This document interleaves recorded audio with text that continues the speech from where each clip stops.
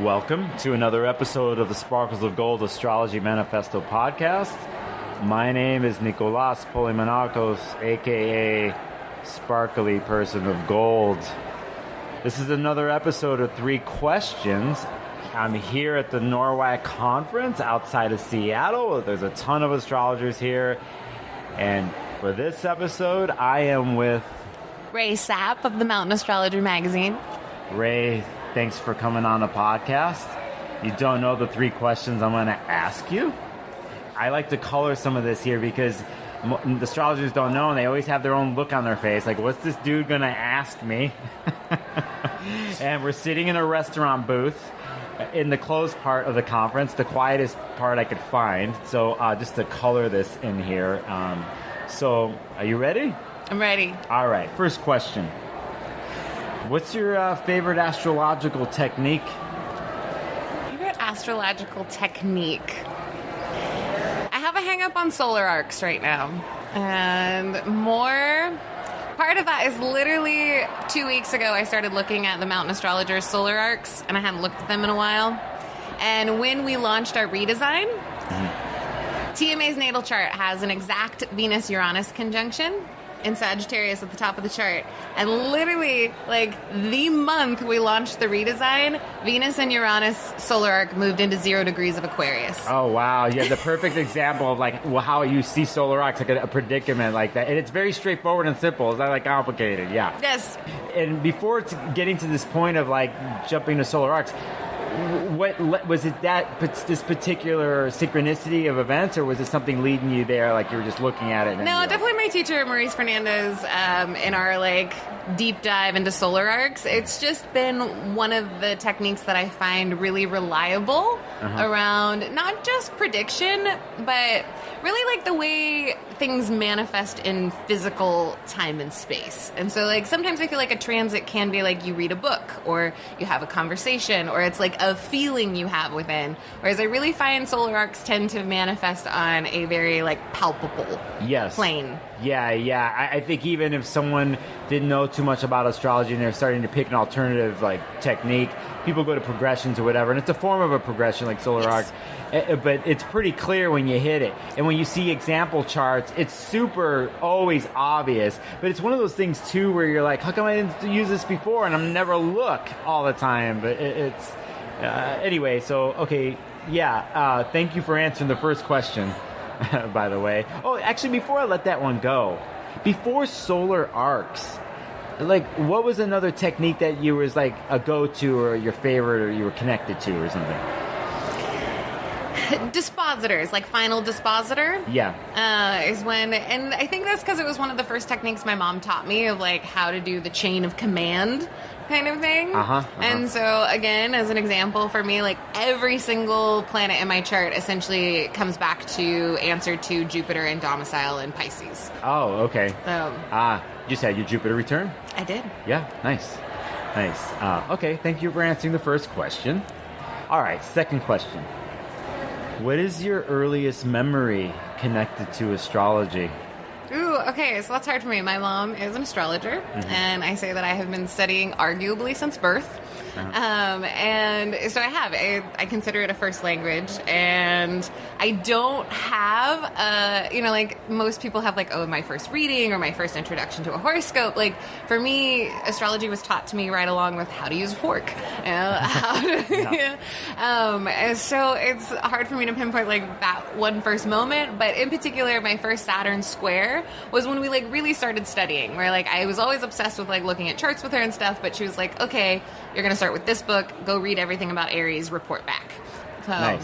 It's so interesting because, from these 3 questions interviews I do in astrologers, their story when their first memory is, then there's this whole pocket of people that were like you that just was born into it. And I think about my own life or a lot of other people's lives where they're completely different situations where mine wasn't like this, like I couldn't even say the word or was outlawed or whatever. But people come from backgrounds where it was like heresy, And then for you, it's just like a regular thing where your first Saturn square is bit deeper study. It's like, that's not normal, right? But it was normal for you. Yes. Right. So, I always find it interesting. And, you don't have to answer this per se, but Is there a connection between your mother's chart and your chart? I'm curious. Yes, many connections. Yeah, is there one predominant one? One of the ones that we used to always talk about, and this is actually me, my mom, and my sister, because we grew up primarily just the three of us, is we have a grand trine with our moons. I'm an Aquarius moon, mom's a Gemini moon, and sister is a Libra moon. Oh, wow.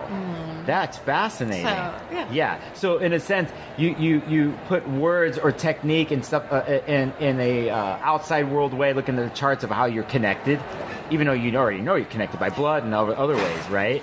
But I could see that's interesting. Well, and I also like to look at like repeating signatures in family charts, and so me and my mom both all have Neptune, Saturn, Uranus on our angles. So she has Neptune, Saturn on her ascendant, and Uranus on the midheaven, and I have Saturn, Uranus on my ascendant, and Neptune square the midheaven. Oh, wow. So yeah, I see. Now I see what it is growing up. Like, y'all know each other's charts, you're studying, and then you have this, like, intertwined, mesh thing. There's no separation. Fascinating. Again, I always would wonder, like, what if I was born into an astrological family? Like, what would my life be like? You know, it wasn't until later, you know, stuff like that. But thank you for answering the second question. Third question last. I guess it's last. We'll see. What's a book you're reading right now? A book or books you're reading right now that have nothing to do with astrology? Well, I feel like the ones that I'm both, and I'm listening to 2 books at the moment because that's what it allows me to multitask.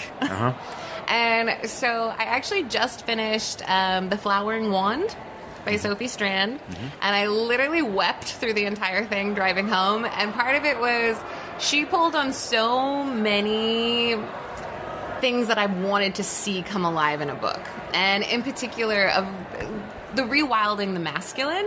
I have such a deep, sensitive part of my heart that really feels like patriarchy has actually collapsed the masculine more than it has collapsed anything else. And to really, take it out of the masculine has only essentially been given like 2 story arc roles, which was like hero and rapist, and really kind of taking different approaches to that. But in particular, she talks about the Dionysus myth, and I love the way the Dionysus myth really intersects with like Pan and our idea of the devil, and how that has actually been really distorted in that it comes from this idea of pleasure cults. But so that Dionysus, known, while absolutely a multi-gendered, non-gendered god, often seen as masculine, or we identify Dionysus as masculine. But so as the god of wine and pleasure, is the only god that does not have a rape mythology associated with him. And you would think that if you're going to find the rape mythology somewhere, it would fall in the pleasure and the wine. Right, yeah. And so again, actually really restructuring our psyche around how we have glorified suffering and vilified pleasure, and how we flip that in our own psyches to come back to that place of being embodied and being able to connect with consent. Yes. And consent being number one, and how radically hot consent is. Yeah. And I think about consent and what it is at many different levels, and even in the sense of like, if I go back to my past of like, and this is before consent has been very out in the open here the last, I don't know how many years, 5 to 10 years, maybe slowly, especially really outside in culture now, but even before learning of what that is as someone, as a straight man, and what I was taught with, and or didn't even realize what was ingrained in me. You don't realize until certain situations, relationships, interesting predicaments,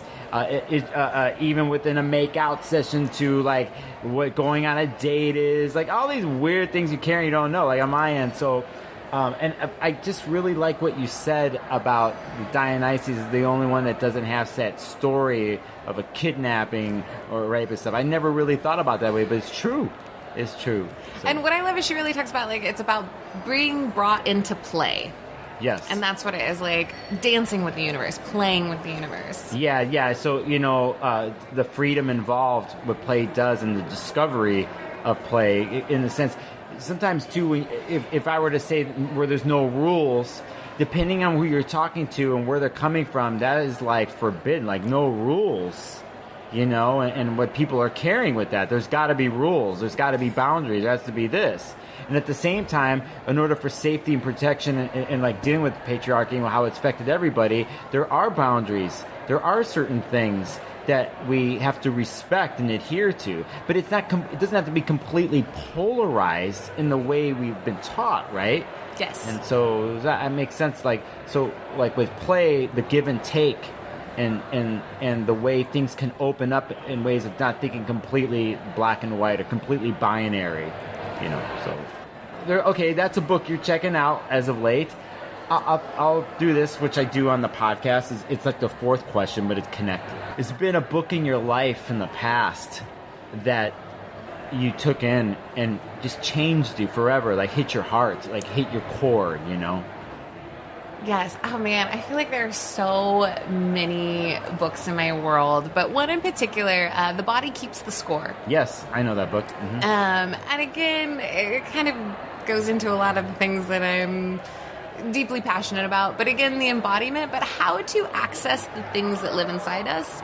And again, being primarily bent towards evolutionary astrology and past life theory of where things accumulate in our body over time, and in particular about memory. And how we understand that not remembering is a trauma response. And that in the same way that if, you have a wound and your body can't handle the pain, you black out. And that is a part of your body protecting itself. It's like, okay, it shuts down. In that same way of if a memory is causing that same amount of pain or that experience, it's going to shut it down. It's going to encapsulate it. It's going to isolate it. And so where it hits the heart is really in that space of how to connect with people in moving through those traumas, because it's not something that's simple or easy and it's going to take time, and how to unpack it, and again, where it lives in the body. And especially us as astrologers, we can get so in here in our minds and up in theory, and it's how do we bring that back to our lived physical experience? Yeah, just so you know, the people listening, we were talking earlier off the record about embodied and connecting to nature again in a way, or rediscovering it. In a sense, for me personally, if I think about the Uranus and Taurus transit, we want to think about something new, and Jupiter now is in Taurus, that kind of thing, like it's finances and cryptocurrency and food sources and all that. And it's true, but for me, I've been talking about how it's almost what the revolution or something new is actually nothing new at all. It's coming back to our inherent right to experience the universe and the world through our senses and our connection to nature and where it takes us, and our how intertwined we always are, but we have maybe forgotten because of technology, because of society, because of the rules, all that. It's the separation from with our senses, the separation, and not only that, what it leads to separation with others. Absolutely. We live in a really estranged culture at this point, and there's so many different ways in which we need to create those access points back to each other. Yes. And it can be so simple as doesn't this smell good? Yes. You know what I mean? And we're in creating the memory with yourself or with another person or groups of people smelling that, and it's a beautiful memory, something that we're going to store anything in our body, right? Yes. We're going to store amazing, beautiful, wide open, infinite something back into is where divine love is always around us and always there. It's always there, but we forget, and we look for solutions and we look for whatever. And sometimes people are like, man, we're coming up with some new age talk or whatever, right? But really it's the truth. And this isn't new. This has always been. If you look in myth and archetypes in all different cultures, there's always this thing of divine love in many different ways, whether it's within one god or goddess or many. There's this act going to accessing that or to petition towards or whatever, and that it is completely natural. It is completely our divine right as human beings. So anyway, I know that book, Body Keeps the Score, and I also will say too, some people don't like the book because it's intense in these ways. And I was going to say it's not an easy read, no. And I do warn people that it's not easy to listen to. This is someone who, again, interviews people who have experienced severe trauma from, war to, rape, and so it's not easy to hear the stories. And if you are sensitive to those things, definitely go into it with caution. But again, for me, I'm a very scorpionic being. Being able to hold the whole spectrum of experience, and in particular to know that we are here for the whole spectrum of experience. We're here for the exultant to the horrific, and how to be present with it. I mean, it's interesting. I think some of where we've gone in this conversation too, when we're talking about Dionysus and Strand's book, all that, but I think this just the thing too, sometimes we can forget of what it means to embody or remediate or to move through things. And, and especially some of the things that you supposedly wouldn't take on a story or archetype or play a character or a planet or whatever. And especially for you starting to discover that lost memory within yourself or your body, right, with trauma. And then you get to these places and it's the defense mechanism, your body's trying to take care of itself. At the same time, you have this other thing in you, depending on your past, to run away from it, to suppress it. But one of the most ancient things is always to move through or to sweat out or to purge out, right? Or what I love, Caroline Casey always says, and again, a Plutonian thing, of if you have a problem, make it bigger. And it's almost that idea of, again, in so many ways we're taught in our culture to seek alleviation, but alleviation through almost like suppression or masking. And it's like that actually kind of extends that feeling of suffering versus if you go fully into it, like let yourself go to the bottom of the grief or the bottom of the trauma or the bottom of the hurt, like feel it all the way and you will process it faster than